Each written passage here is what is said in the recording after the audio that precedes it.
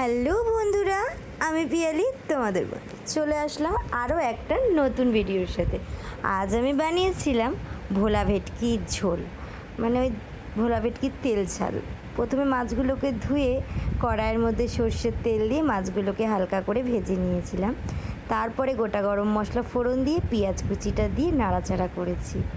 পেঁয়াজটা হালকা লাল লাল নাড়াচাড়া হয়ে যাবার পরে ওটার মধ্যে কেটে রাখা টমেটো আর পেস্ট করে রাখা আদা রসুন আর লঙ্কা বাটা এটাকে দিয়ে একটুখানি নাড়াচাড়া করে কাঁচা গন্ধটা বেরিয়ে যাবার পরে জিরে গুঁড়ো, ধনে গুঁড়ো, লঙ্কার গুঁড়ো, হলুদ গুঁড়ো সব কিছু দিয়ে মশলাটাকে কষিয়ে নিয়েছিলাম।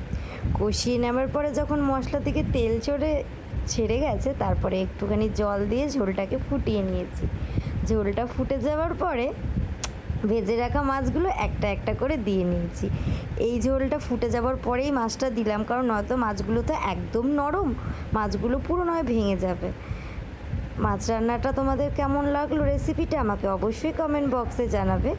আর টাটা, বাই বাই, দেখা হবে নেক্সট ভিডিওতে। ততক্ষণ ভালো থাকবেন, সুস্থ থাকবেন।